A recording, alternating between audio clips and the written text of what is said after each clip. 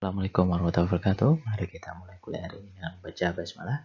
Semoga apa yang kita pelajari hari ini bermanfaat dan barokah bagi kita semua. Oke, hari ini kita akan mempelajari mengenai konsep dasar dari geografi regional, melanjutkan materi-materi yang sebelumnya. Nah, sebelum itu silahkan bagi yang belum menyelesaikan pretest, silahkan diselesaikan pretestnya karena pretest hanya dibuka selama 30 menit. 30 menit dari awal kuliah dimulai sesuai dengan yang ada di start, dan nanti di 30 menit terakhir akan ada post test. Silahkan kalian kerjakan, waktunya hanya 30 menit dan hanya satu kali pengerjaan. Nah, jadi geografi regional itu memiliki 5 konsep dasar, yaitu relationship, location, place, region, dan movement.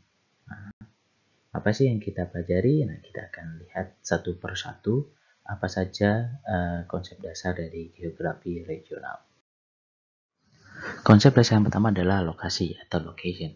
Nah, lokasi adalah posisi suatu tempat, benda, atau gejala peristiwa lain, yang dimana lokasinya itu atau posisinya itu di permukaan bumi. Sehingga setiap benda, setiap gejala, setiap peristiwa memiliki lokasinya di permukaan bumi. Yang dimana lokasi itu pastinya berbeda-beda antar tiap benda, tiap tempat, ataupun gejala atau peristiwa. Oke. Nah, dengan konsep dasar lokasi ini kita bisa menjawab pertanyaan where, di mana tempatnya, di mana lokasinya, oke? Dan juga mengapa di sana, kenapa nggak di tempat lain? Karena kita bisa menjelaskan posisinya di muka bumi di mana, mengapa di mana Menara Eiffel. Kita bicara dia di Prancis, kok nggak di Italia, kenapa nggak di Inggris? Nah, dengan konsep lokasi kita menjawab, karena dia lokasinya di muka bumi ada di Prancis. Gak mungkin dia tiba-tiba ada di Italia. Karena secara lokasi, secara posisi di permukaan bumi dia ada di Prancis. Oke, itu secara lokasi menjawabnya. Kemudian di dalam aspek lokasi ini, konsep dasar lokasi ini, ada dua komponen, yaitu arah dan jarak. Kalau arah menunjukkan posisi suatu tempat bila dibandingkan dengan tempat di mana kita berada. Oke, jadi membandingkan posisinya. Oh, kita menanyakan suatu tempat dibandingkan tempat kita berada. Contohnya misalnya kita sekarang ada di Fakultas Geografi. Kita tanya, di mana Transmart? Oke, kita bisa jawab Transmart ada di bagian selatan dari tempat kita berada dari Fakultas Geografi. Oke, nah itu contoh dari arah. Sedangkan jarak adalah ukuran jauh atau dekatnya dua benda atau gejala tersebut. Oh, berapa jaraknya? Jarak berapa meter, berapa kilo? Oke.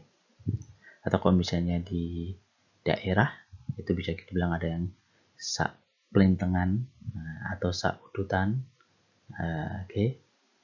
Nah, dan seterusnya. Jadi jarak adalah ukuran jarak jauh dekatnya suatu dua benda atau gejala tersebut. Ini konsep lokasi.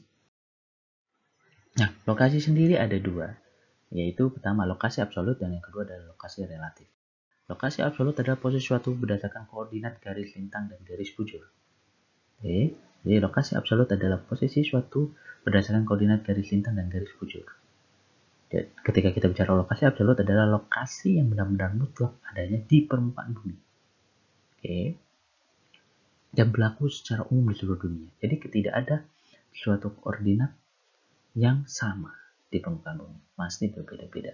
Koordinat Menara Eiffel, koordinat Tugu Monas itu berbeda-beda. Oke. Dan tidak mungkin sama. Ya. Sehingga dengan mengetahui lokasi absolut itu kita bisa mengetahui jarak dan arah suatu tempat ke tempat lain di permukaan bumi. Oke, karena lokasinya sudah fix, tidak mengalami perubahan dalam tanda kutip relatif tetap. Kecuali terjadi bencana yang luar biasa sehingga perlu terjadi perubahan yang besar di bumi. Tapi kita anggap secara relatif tidak terjadi perubahan, makanya lokasinya absolut berdasarkan koordinat garis lintang dan garis bujur. Sedangkan lokasi relatif adalah posisi suatu berdasarkan kondisi dan suatu daerah sekitarnya. Oke, kondisi dan situasi ini dapat berupa kondisi fisik, sosial, ekonomi, budaya, dan keberadaan transportasi dengan daerah di sekitarnya. Contohnya, Indonesia berada di antara dua samudera dengan dua benua, dilalui oleh dua jalur pegunungan dunia, Secara sosial budaya merupakan tempat yang strategis karena berada di daerah persilangan dua budaya, Asia dan Australia. Oke, karena memiliki kondisi fisik dan corak kehidupan yang berbeda. Atau contoh lainnya, di mana sih Jogja itu? Jogja itu berada di tengah-tengah Provinsi Jawa Tengah. Di mana sih UMS itu? UMS itu berada di Kartasuro secara absolut, tapi lokasinya itu berada di pinggir jalan Solo Semarang. Ya, dia di utaranya Transmart. Di mana Fakultas Geografi? Fakultas Geografi itu ada di lantai 2. Ada di lantai 2 di seberang, di utara dari Fakultas Hukum. Ada di gedung I. Nah, oke. Dan seterusnya itu relatif. Rumahmu di mana? Rumahku tuh kalau dari lampu merah, lurus, nanti ketemu pertigaan belok kanan. Nah, nanti rumah saya itu rumah nomor 3 di samping warung. Itulah lokasi relatif. Jadi ada dua lokasi, ada lokasi absolut, lokasi relatif.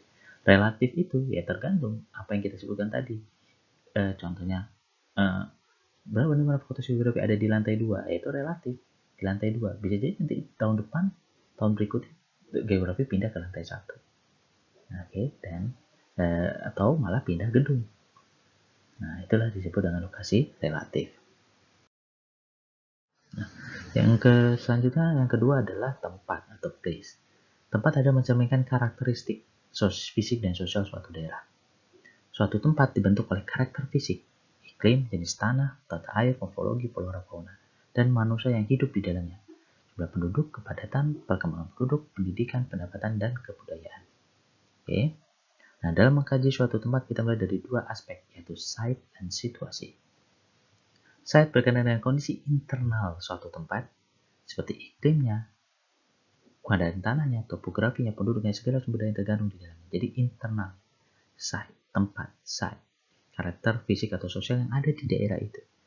Sedangkan situasi adalah kondisi eksternal suatu tempat atau kondisi suatu tempat bila dibandingkan dengan daerah lainnya.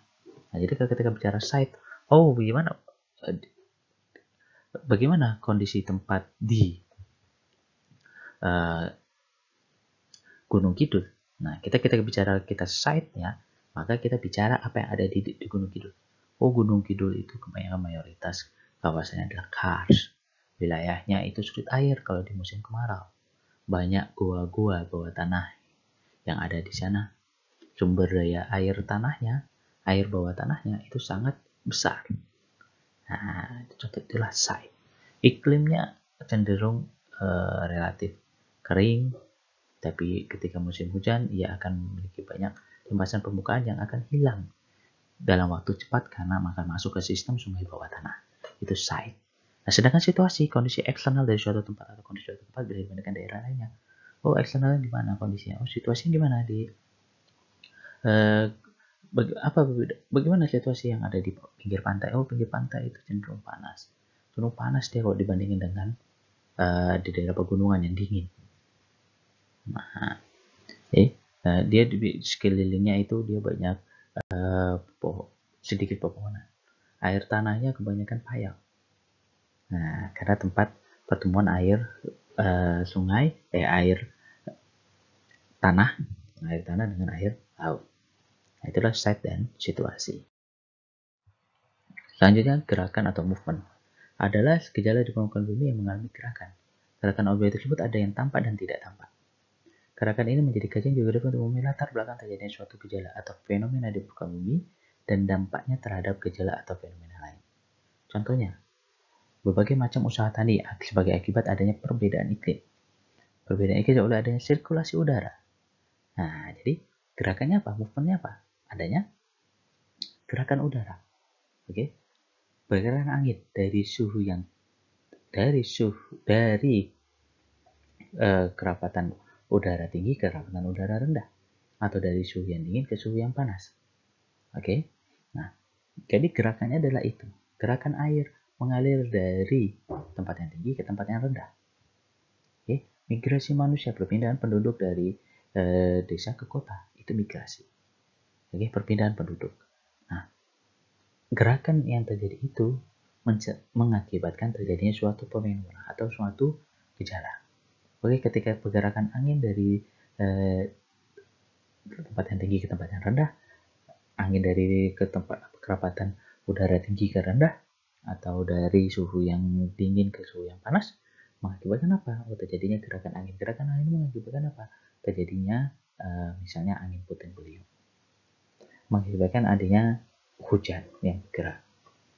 Oke. Air bergerak dari tempat yang tinggi tempat yang rendah. Mengakibatkan apa? Terjadinya fenomena air sungai. Adanya daerah air sungai. Adanya banjir. Oke, dan seterusnya. Itulah gerakan atau movement. Yang kemudian selanjutnya adalah hubungan timbal balik atau interrelation. Setiap gejala di permukaan bumi pada dasarnya adalah hasil hubungan timbal balik dari berbagai faktor. Ya, faktor fisik, antar faktor fisik, fisik dengan manusia atau antar faktor manusia. Contohnya, hubungan antar fisik ketinggian tempat dengan faktor iklim makro, kemiringan lereng dengan erosi, kesuburan lahan dengan jenis batuan atau jenis tanah, ketersediaan air tanah dengan curah hujan. Nah, hubungan. Jadi ketika air tanahnya tinggi, berarti curah hujannya tinggi. Seharusnya.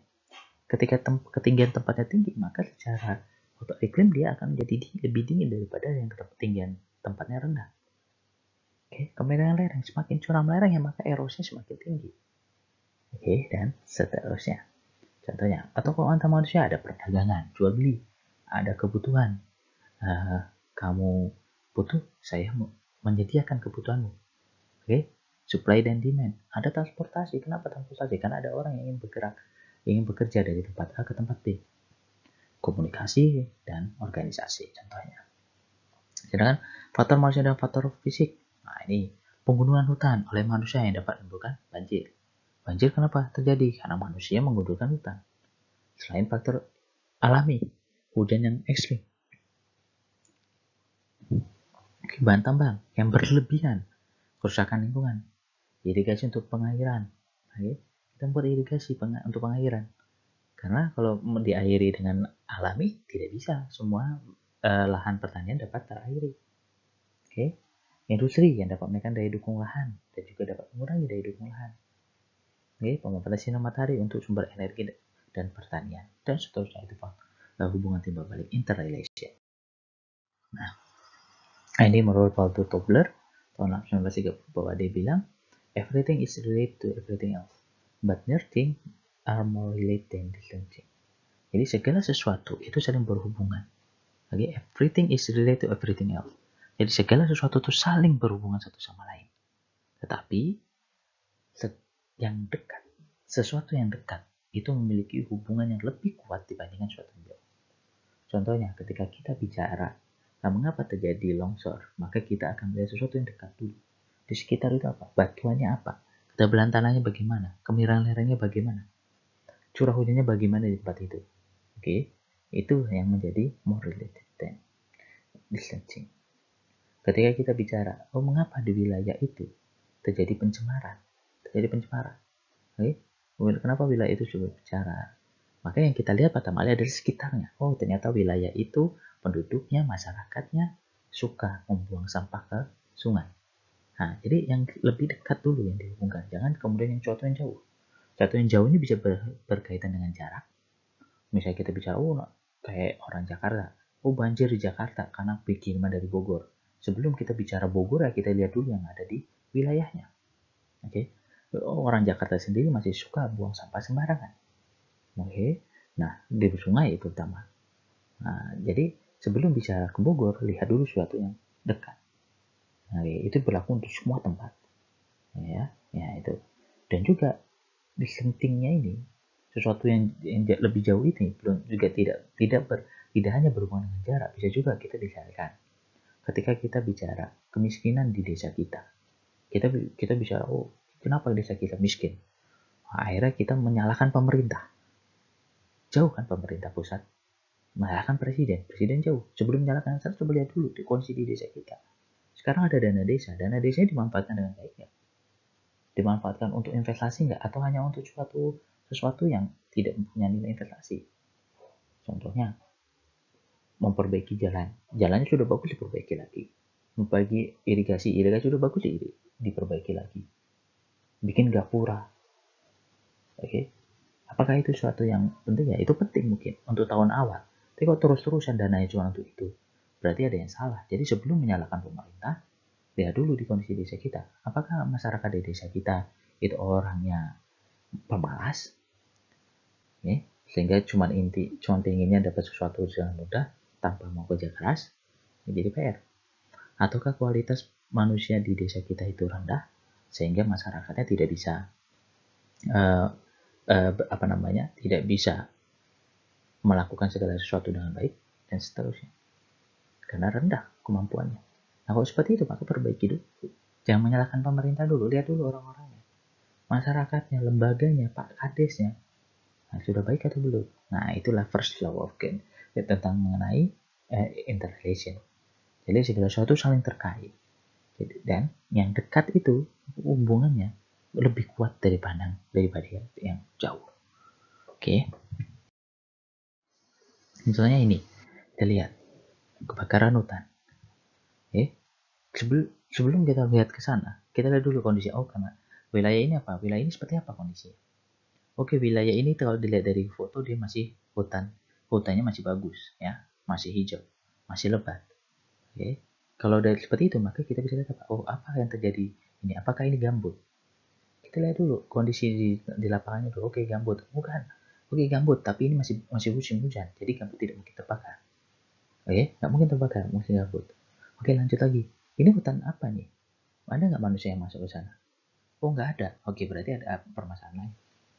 Nah, apakah sengaja dibakar atau seperti apa? Nah, itu kitabnya seperti itu. Jadi bisa ketika kita melihat sebuah kebakaran, kita harus bilang, oh ini memang terbakar. Karena kebakaran itu ada dua tipe. Ada yang memang secara alami terbakar, ada yang sengaja dibakar. Nah, sebelum bicara yang sengaja dibakar, kita lihat dulu kondisinya.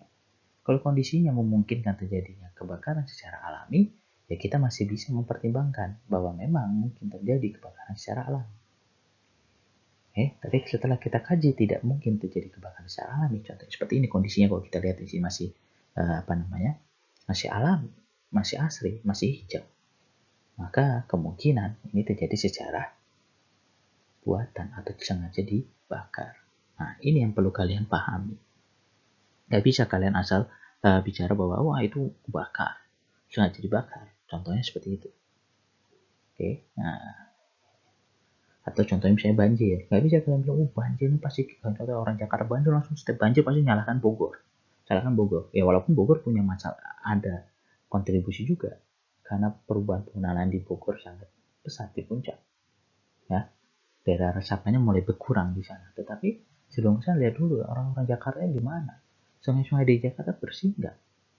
Nah kalau misalnya semua di Jakarta itu seandainya terjadi hujan ekstrim pun tidak mungkin luap, tidak mungkin banjir, maka kita bisa menyalahkan Bogor. Nah, oke, itulah yang perlu kalian pahami. Nah, regional interaction. Interaksi wilayah adalah hubungan timbal balik antar dua wilayah yang menimbulkan aktivitas baru. Wilayah-wilayah yang saling berinteraksi akan membentuk lingkaran konsentris yang disebut dengan zona interaksi. Ya, ini tadi kan interaksi antar komponen, sekarang kita bicara regional interaction. Contohnya wilayah desa dan kota. Penduduk kota merupakan bahan pangan dari desa, sedangkan penduduk desa perlu pemasaran hasil alami ke kota. Interaksi regional, desa kota. Ruang kota Jakarta terkait dengan ruang kota Bandung. Setiap akhir pekan, jalur dan jalan sekitar menjadi padat rayap, bahkan macet. Banyak warga yang berlibur ke kota Bandung. Contohnya, oke, ke puncak. Karena Jakarta sudah pernah segala macam pindah ke Bandung atau Jakarta. Tapi pada akhirnya memindahkan kemacetan yang ada di Jakarta ke Bandung atau Bogor. Nah, ini regional interaction.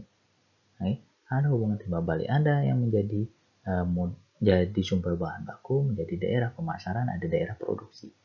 Ini regional interaction. Oke. Nah, contoh ini tadi, ya kan? Ya, ketika orang Jakarta pengen liburan, ya akhirnya ke Bandung, ke puncak, akhirnya kemacetan yang ada di Jakarta bergeser ke Bandung, ke puncak. Nah, hubungannya mana saja? Ya, hubungannya ada Jakarta, Bandung, dan wilayah yang dilalui jalan ini. Kalau misalnya di tol, berarti di tolnya itu yang menjadi wilayah yang berhubungan. Ya, keterhubungan kenapa? Karena adanya keinginan dari masyarakat untuk berlibur. Nah, ini contohnya. Faktor yang mempengaruhi interaksi wilayah saling melengkapi sudah pasti.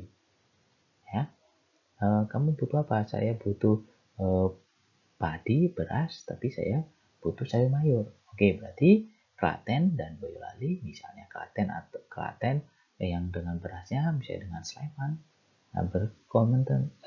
regional komplementer. Wilayah pegunungan itu menyediakan sayur mayur, wilayah yang relatif datar untuk dengan pertanian padi, saling melengkapi. Karena sumber daya alam dan kebutuhannya berbeda-beda. Wilayah pantai menghasilkan ikan. Dia bisa menghasilkan ikan, tapi dia butuh sayur mayur, butuh beras. Jadi dia kerjasama. Orang yang sayur mayur bisa menghasilkan sayur mayur beras, dia juga butuh variasi makanan. Dia butuh ikan. Jadi bisa tukeran. Nah, kemudian transfer atau pemindahan dalam ruang spatial transferability. Ya dengan hal ini dipengaruhi jarak mutu dan jarak relatif antar wilayah. Adanya biaya transfer dan kelancaran sangat transportasi. Jadi interaksi wilayah itu selain saling melengkapi, juga ada jarak. Kita mencari penghasil, misalnya Solo butuh yang namanya ikan. Mana yang menghasilkan ikan? Ada Wonogiri, ada Gunung Kidul, ada daerah pantai utara. Mana yang paling dekat? Caranya mana nih? Nah, dilihat hubungannya. Berapa biayanya? Kayaknya lebih mudah kalau kita ngambil dari Wonogiri. Lebih mudah kalau kita ngambilnya dari Pacitan. Lebih mudah kalau kita ngambil dari Demak, dari Pati, dan seterusnya. Nah, itu ya jarak. Dan kelancaran ya. Kelancaran ini terkait dengan ketersediaan jalan. Oke. Nah, kemudian adanya kesempatan intervensi. Nah, ini maksudnya adalah hubungan antara dapat diperlukan oleh adanya alternatif pengganti sumber daya yang membutuhkan wilayah lain atau pihak ketiga. Nah, jadi yang mempengaruhi yang pertama untuk memperkuat hubungan itu adanya saling melengkapi dan kemudian transfer. Tetapi hubungan ini bisa digantikan atau bisa diintervensi apabila ada wilayah lain yang memberikan. Nah, memberikan sumber daya yang sama, tetapi ia bisa memberikan dengan harga yang lebih murah, dengan jarak yang lebih dekat, sehingga yang awalnya misalkan Solo berinteraksi dengan Sukoharjo untuk beras, kemudian bisa saja digantikan oleh Karanganyar, digantikan oleh Boyolali, atau digantikan oleh Klaten. Yang jaraknya juga dekat, jaraknya dekat, dan memiliki misalkan memberikan sumbangsi sumber daya, hasil sumber daya berupa padi atau beras. Nah, ini yang adanya intervensi. Nah, ini bisa kalian pelajari. Antara adalah wilayah. Tema yang paling mendasari dari studi Europe adalah region. Adapun kajian tempat berbentuk region dan perubahannya. Ada suatu wilayah yang mempunyai kesamaan yang dapat dilihat dari unsur fisik, unsur emosional. Nah, ini kita wilayah menjadi bagian dari konsep geografi regional seperti yang saya jelaskan di pengertian geografi regional. Bahwa geografi regional adalah membagi wilayah berdasarkan kesamaan, ya, dari unsur fisik, manusia maupun gabungan antara keduanya. Sehingga setiap region, setiap wilayah itu memiliki area. Ada areanya, ada batasnya. Ada areanya. Kayak Kota Solo punya ada areanya. Kota Solo ada wilayahnya. Ada batasnya, jadi batas wilayahnya ada dan ada lokasinya di permukaan bumi, baik secara relatif maupun secara absolut. Nah, itu saja yang bisa saya sampaikan untuk materi minggu ini. Jika ada pertanyaan silakan ditanyakan di diskusi mahasiswa dan dosen. Nanti akan saya jawab di sana. Terima kasih atas perhatiannya. Saya akhiri. Assalamualaikum warahmatullahi wabarakatuh.